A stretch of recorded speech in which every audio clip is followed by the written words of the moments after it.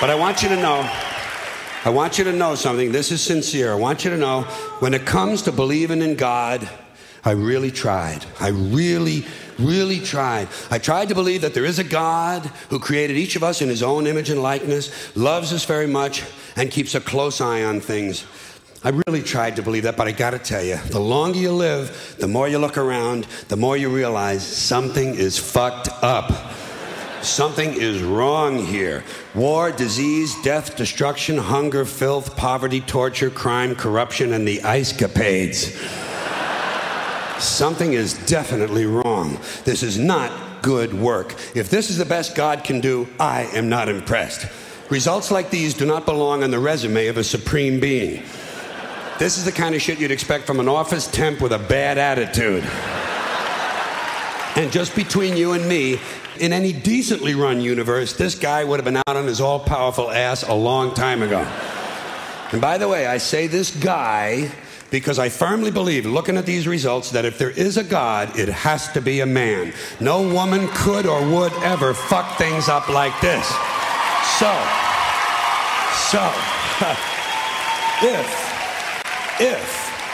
If there is a God, if there is, I think most reasonable people might agree that he's at least incompetent and maybe, just maybe, doesn't give a shit. Doesn't give a shit, which I admire in a person and which would explain a lot of these bad results. So rather than be just another one of these mindless religious robots blindly believing that all of this is in the hands of some spooky, incompetent father figure who doesn't give a shit, I decided to look around for something else to worship, something I could really count on. And immediately, I thought of the sun. Happened like that. Overnight, I became a sun worshiper. Well, not overnight, you can't see the sun at night. But first thing the next morning, I became a sun worshiper. Several reasons. First of all, I can see the sun, okay? Yeah. Unlike some other gods I could mention, I can actually see the sun. I'm big on that. If I can see something, I don't know, kind of helps the credibility along, you know? So every day I can see the sun as it gives me everything I need: heat, light, food, flowers in the park, reflections on the lake, an occasional skin cancer, but hey, at least there are no crucifixions, and we're not setting people on fire simply because they don't agree with us. Sun worship is fairly simple. There's no mystery, no miracles, no pageantry, no one asks for money, there are no songs to learn, and we don't have a special building where we all gather once a week to compare clothing. And the best thing about the sun, it never tells me I'm unworthy. Doesn't tell me I'm a bad person who needs to be saved. Hasn't said an unkind word. Treats me fine. So I worship the sun. But I don't pray to the sun. Know why? I wouldn't presume on our friendship. It's not polite. I've often thought people treat God rather rudely, don't you? Trillions and trillions of prayers every day, asking and pleading and begging for favors. Do this, give me that, I need a new car, I want a better job. And most of this praying takes place on Sunday, his day off. It's not nice, and it's no way to treat a friend. But people do pray, and they pray for a lot of different things. You know, your sister needs an operation on her crotch. Your brother was arrested for defecating in a mall. But most of all, you'd really like to fuck that hot little redhead down at the convenience store. You know, the one with the eye patch and the club foot, huh? Can you pray for that? I think you'd have to. And I say, fine, pray for anything you want. Pray for anything. But what about the divine plan? Remember that? The divine plan. Long time ago, God made a divine plan. Gave it a lot of thought, decided it was a good plan, put it into practice. And for billions and billions of years, the divine plan has been doing just fine. Now you come along and pray for something. Well, suppose the thing you want isn't in God's divine plan. What do you want him to do? Change his plan? Just for you? Doesn't it seem a little arrogant? It's a divine plan. What's the use of being God if every rundown schmuck with a $2 prayer book can come along and fuck up your plan? And here's something else, another problem you might have. Suppose your prayers aren't answered.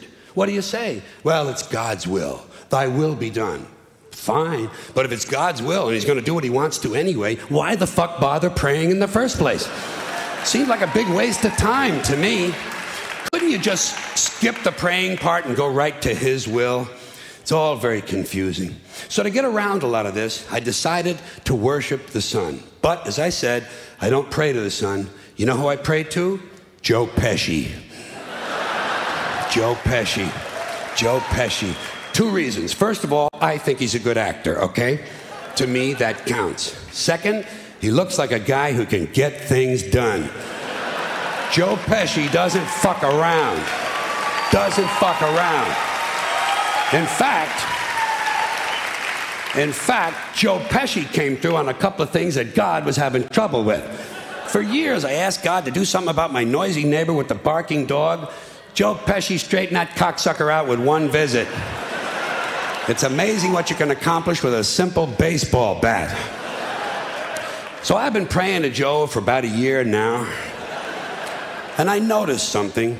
I noticed that all the prayers I used to offer to God and all the prayers I now offer to Joe Pesci are being answered at about the same 50% rate. Half the time I get what I want, half the time I don't. Same as God, 50-50. Same as the 4-leaf clover, the horseshoe, the rabbit's foot, and the wishing well. Same as the mojo man. Same as the voodoo lady who tells you your fortune by squeezing the goat's testicles. It's all the same, 50-50. So just pick your superstition, sit back, make a wish, and enjoy yourself. And for those of you who look to the Bible for its literary qualities and moral lessons, I got a couple of other stories I might like to recommend for you. You might enjoy The 3 Little Pigs. That's a good one, has a nice happy ending.